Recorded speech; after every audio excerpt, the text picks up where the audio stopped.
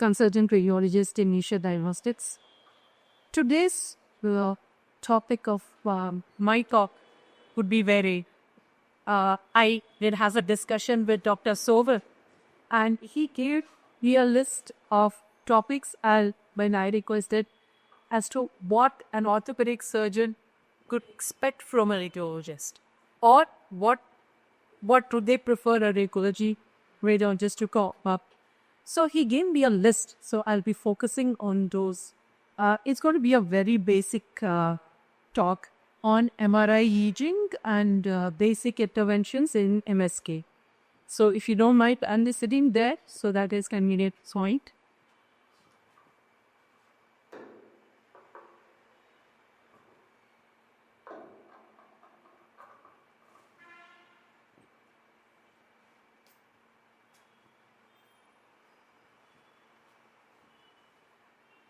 So these are the list of topics Dr. Sohan wanted us to cover up. So going one by one, from the basics of MRI, coming to the ABC of MRI, we have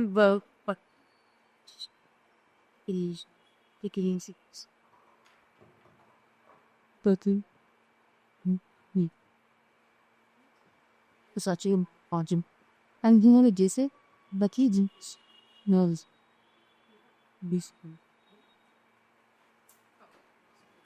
ठीक है इस Cheers, chair.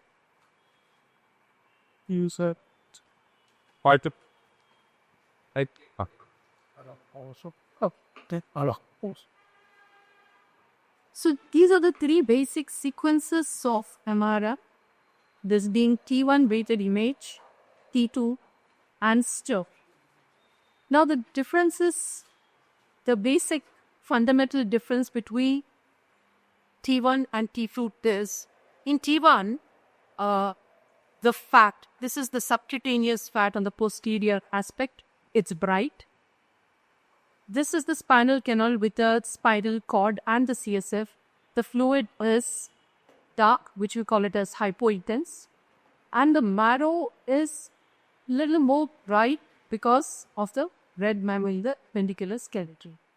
Coming to the T2 weighted images, we have again the fact which is more bright called as hyperintense, and the CSF surrounding the cord which is bright, we call it as hyperintense. So in T1 the fluid is dark in color, in T2 it's bright in color, and the main points to focus on T1 weighted image is the anatomy and the marrow pathology. And on T2, it's basically the pathology which is more evident. That is the edema, infection, and so on and so forth. This is the third sequence which is most commonly used, called as the STIR sequence, in which the fat is suppressed. So you can see the fat surrounding, everything is suppressed here, so that the infection and the edema is highlighted. So you see that everything is suppressed except for this bright signal on either side of this sacroiliac joint, which is bright in color, what we call it as hyperradiance, which indicates an inflammation. So this is bilateral sacroiliitis. So having dealt with the basic sequences, now if you see the sequence, can anybody say what sequence this is? The fluid is bright. So this will be T2 sequence, in which the pathology is more evident. This is the axial image, the representative axial image of the disc prolapse. So, and this is a T2 sagittal image of the cervical spine, where we see a large intramedullary tumor. And above this, we again see a bright signal in the cortex. So, usually, most often when we see a tumor, we do a contrast scan. And on contrast scan, we see that the tumor is well delineated. We see the solid components, the cystic components, which is dark here. And we don't see that this part is enhanced. So this means that this is the edema and not the tumor component. So these are the basic information that we derive from these sequences. Now coming to MSK MRI, they have a special sequence called as proton density imaging. And the purpose of this is to get a detailed anatomy, good differentiation between the fluid. So here you can see that there is an effusion in the axial image of the lead. The fluid is quite bright and very well seen. The hyaline cartilage, which is uplining the posterior aspect of the patella, which is grayish in color. And the tendons and menisci, this is the portae appearance of the menisci, which is dark in color. So all these structures are very well delineated on proton density and hence very commonly used in MSK imaging.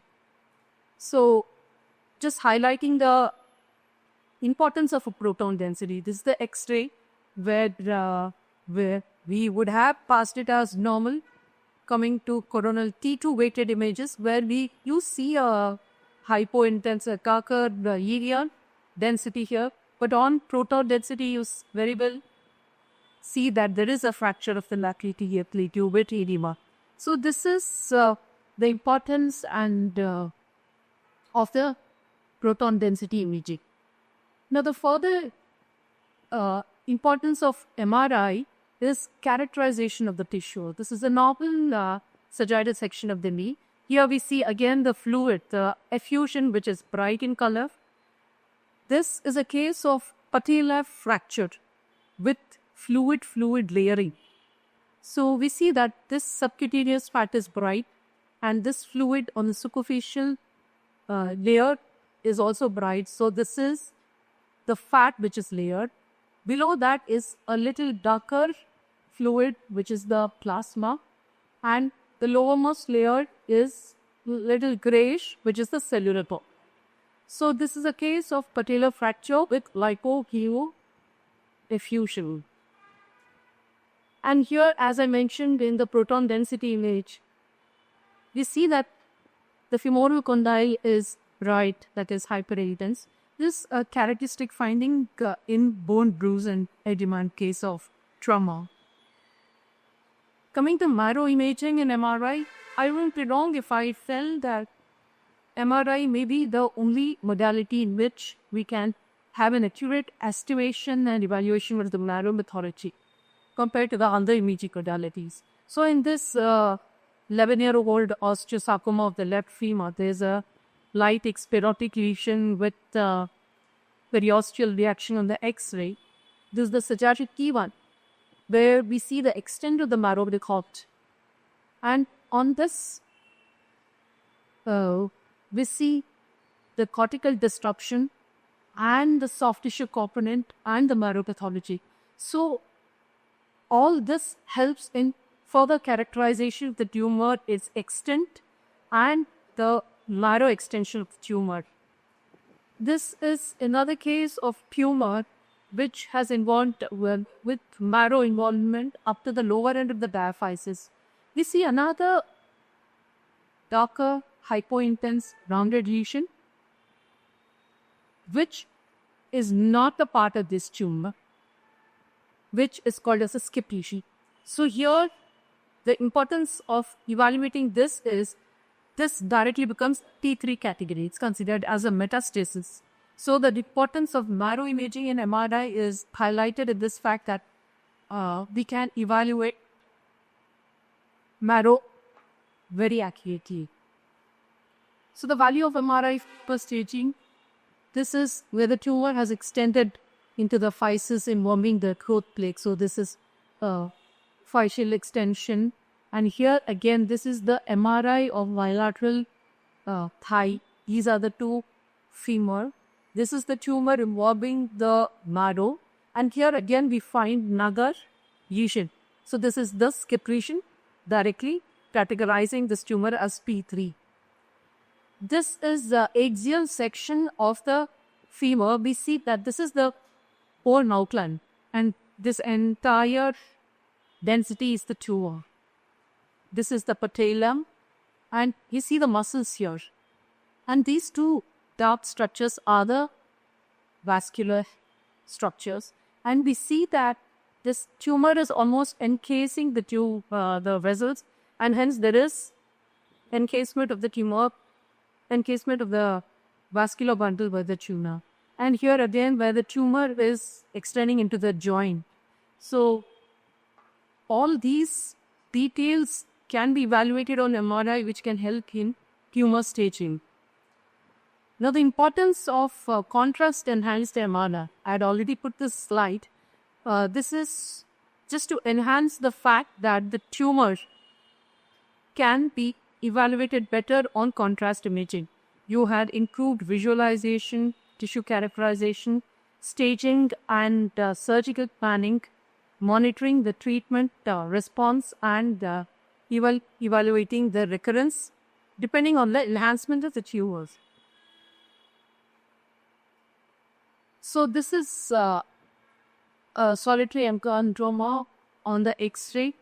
This is a T1 weighted image showing the tumor. On contrast, we see very well the tumor is delineated without extension into the, without showing any cortical disruption or features suggestive of malignancy. It's got a very, very defined margin. Comparing it to this tumor in the left femur, we see the tumor is in the upper part of the left femur and in the leg and the trochanter and upper diaphysis. So on contrast, we see how well the tumor is enhancing with edema and a lot of edema and extension of the tumor into the surrounding tissue. So once the tumor enhances with features of irregularity and spread into the surrounding tissues, these are all features of malignancy. So common problem we face, they come with the insert differently. That's what so born and then what are responsible for you can consider them. And the FC levels and difficulty both with similar RFCs. So like you know plus easy would be very best. ये मीडियमा and tuber operate doctor differentiate भी है क्या the both tumors are showed that the flutter very much across the bone. It is tumor On contrast, or is it necessary? Because most of the times you do static. So is it developed to get podcast and identify the extent of the tumor, especially just it is more different impermanent rare purpose of Puma. Very very difficult. If there is some soft tissue complaint, very enhancement is there. Where we all do as was that's our common case. Sometimes we ask for PET-CT. A PET-CT when it is a ratio of 3 or 4, again we are the mappa in the time. There are vision at a case and we have to just by the we observe or I say exercise. Because the exercise of compass they lose movements. There was active movements around it. But there's a disability. So whether to leave it or to address it to the statics. So very difficult to differentiate between biopsy, especially in outcome product in this one. situations. Sir, on contrast, edema and the tumor sort But it's correct. See, it's like a PN versus malignant usually done the X-ray or so that. Yes. So, but if you go to the previous image, you said that the arterial abdominal shift in this.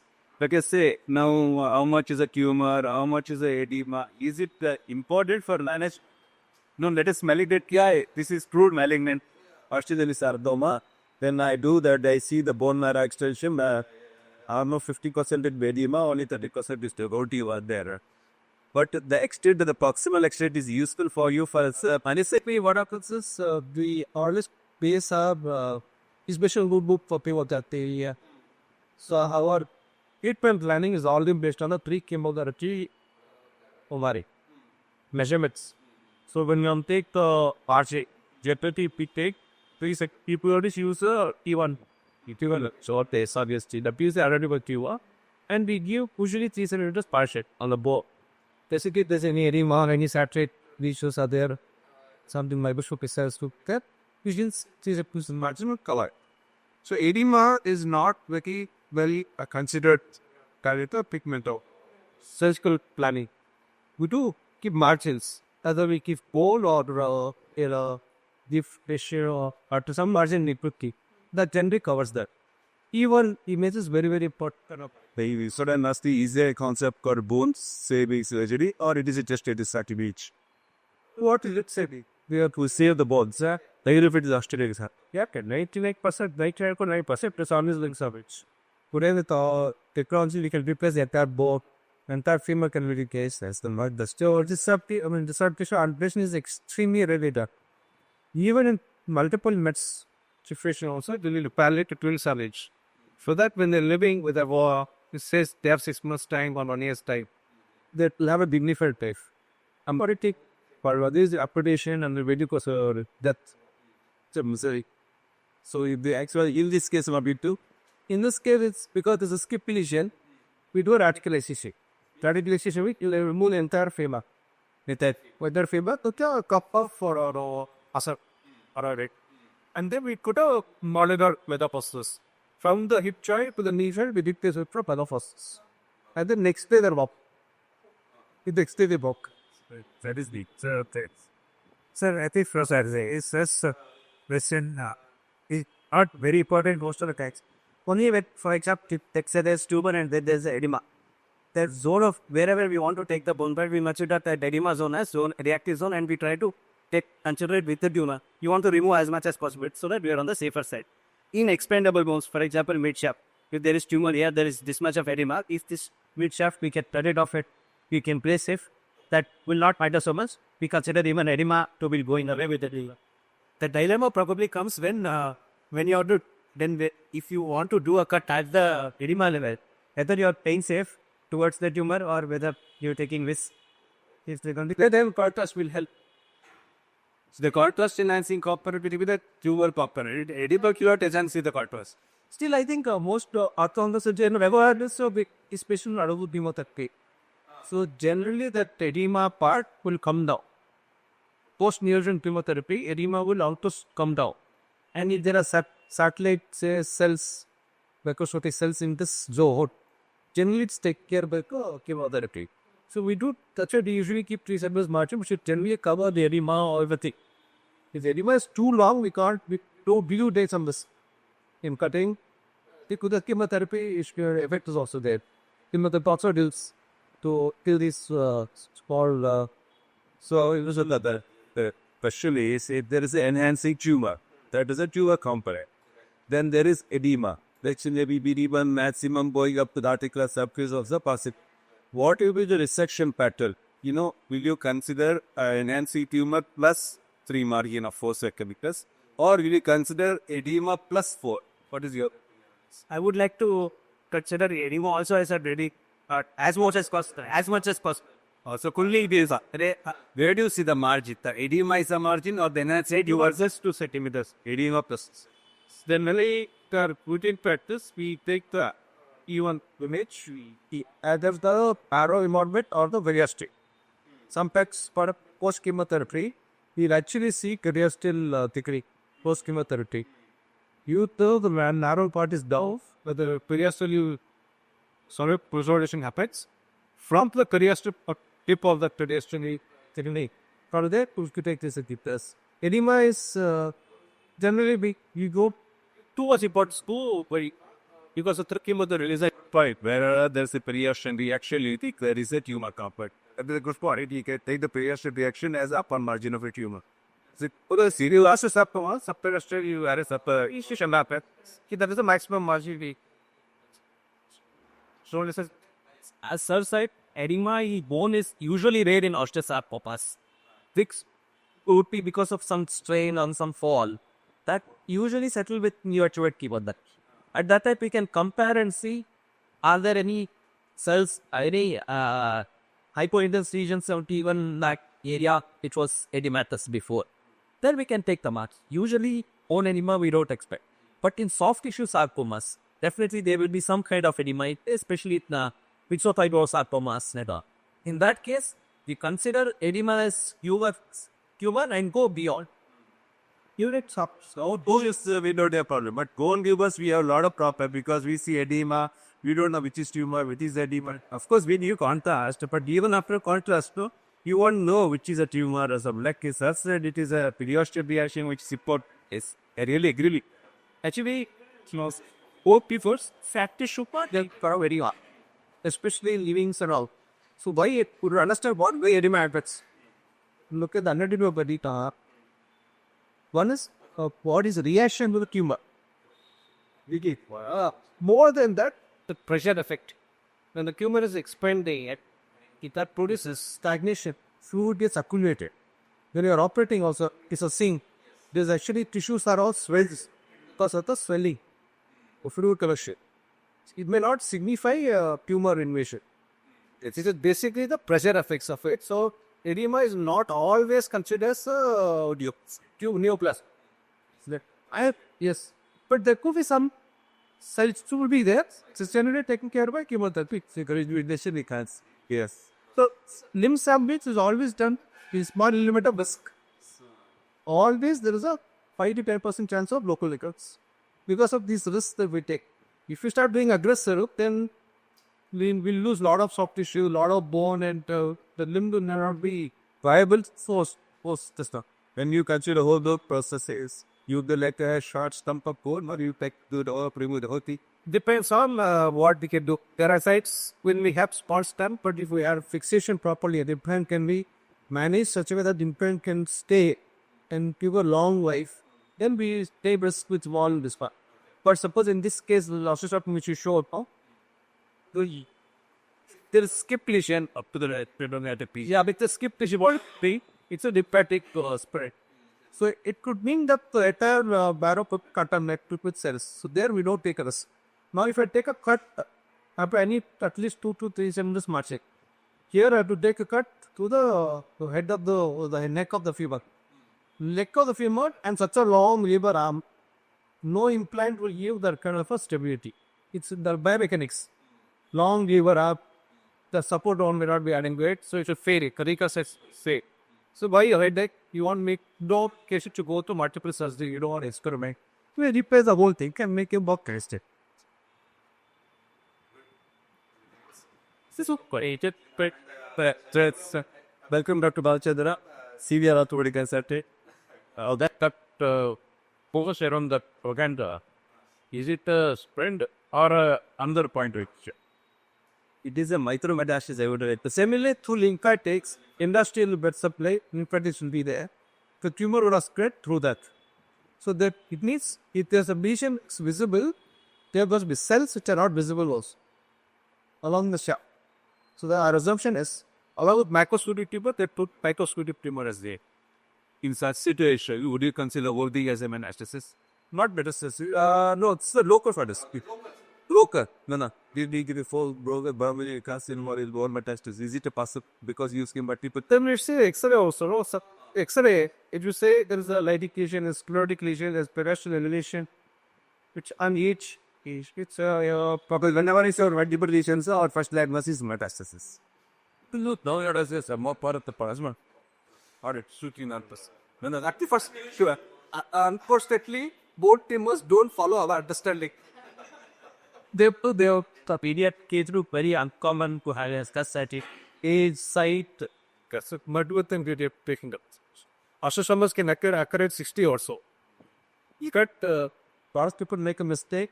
So assuming that's metastasis, they put a nail or something like that. Instead of that, this is primary T1 and you're a mess.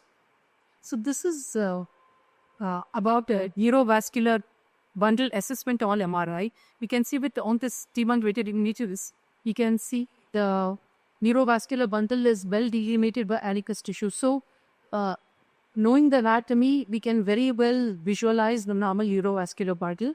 These are the representative images. This is the sagittal images where we see the popliteal vessels very well seen. So assessment of neurovascular bundle on MRI is extremely good. So this is again the same slide where we see that use the MRI of axial section of the tibia, fibula, the popliteal vessels. Almost a similar side where the tumor has encased the popliteal vessels. So assessment of neurovascular bundle is very good on MRI. This is again the sagittal where the popliteal vessels are encased by the tumor. Is the normal MRI section, and this is where the tumor has encased the vessels. Sorry, either was it just bubble riser previous one. Generally, these are a good capsule. Such it is extremely uncommon for an invasive earth unless somebody has intervened. It always near the periphery like this, which is other periphery. So it's only a party. It's only a party. And there's always other tissue between the tuber as the vessel. Always. 99.9% I can say that. Not in the world. Because of this deep, the system by the ability share. If you intervene, so then the tumor can go around it. Otherwise, it will always push the vessels, which will never, ever invade. Only in extremely rare conditions is the US that you have osteosarcomas, mandosarcoma, immunosarcomas. Very, very rare to see English. So it's not a good idea to biopsy. But we use sometimes as what we use is if there is a vessel here, it is a vessel. We use some idea. It's like if this is vessel, it is very small. If this vessel and it's a tumor is hepatic, we say if it is only this much, it is not involved. Right? 180 degree, like the tumor is covering from here to here, it's some 80% involved. And if it is 270 degree, that means there maybe on 90%. If the tumor is whole around, then I think it is 60%. But it may not be, I do not say it is non-resectable, but it is, what do you say, encasing. The tumor is encasing the blood vessel. That much information we as a radiologist can give. But you can resect without, So basically, in soft tissue sarcomas, generally they grow around the pupa. But in bone malignancy, generally, they usually push it. They will not go around generally. When reporting, when you say total anything, like you say, here's a more than 180 degree, I say it is. You do use the word encase. Do you say partially encase? That says to spare degrees. if it is 90 degree, I say it is hepatic. If it is 180 degree also, I'll say hepatic. If it is more than 180 degree, I'll say it is encased. Use or emphasis. So there is the challenge that Guru says that was a medical legal challenge and is a clinical challenge. Because we cannot, even if it is 260 deep, we can still do all the vessels. Surgically, can separate the tumor from the vessel. The minute you give a thought saying that it is encased, then there is a bit, though I can penetrate is easily separatable surgically. Then how did you access with the limbs are encased? So we have to see it touches acidity on. See, excuse the word kiss. You can say kiss that, so it is So it's better not to use the word in that case. Yes, but I cost it. So aborting by 180 degrees, 270, and leave it to the surgeon to success. Because it is very important for our pituitary tumors. They have to spare the carotid artery. They say how much is a pituitary tumor abutting on the carotid artery because very important for. So we use that right, left, and center for the pituitary tumor casing the atrial cut. But here it is a good conical code. You'll say abutting on 90 degree, so catching the 90, 100, 180, up to 7. And when we see, you want to see a fat E. E is a thin fat. You want to see that RJ as a dermatitial fat spray. So to say, can we easily remove the thing? In some tumors, maybe you cannot see that line between the vessel and the brain. It will be a difficult dissection. The rest of the slides are just run through to complete the for musculoskeletal interventions. Among the various modalities, ultrasound is the best because of low radiation, low cost, and high spatial resolution, and of course real-time imaging. There's no very minimal patient pressure is required, no antibiotic prophylaxis of the superficial MSD procedures, what I'm talking about. Majority of them are with low risk bleeding or where DD is easy to control. Hence, all these parameter testing is not required in most of the cases. Medications used are local anesthetic and steroid. The usual injection is being 1 to 12 milliliter steroid and Hecochem. Steroid is, of course, for inflammatory and degenerative musculoskeletal disorders. One point to be stressed is the steroid should not be injected in the tendon because they limit the formation of connective tissue, which may lead to tendon tears. Other side effects include cartilage injury, septic arthritis, and osteoporosis, and a minimum gap of 6 weeks between repeat injections, limited to 3 injections in a year. So this is a very important point to be considered while in steroids. The other medications used are autologous blood and platelet-rich plasma. Normal saline is also used in gastric tendinitis, pathology, what you call it as.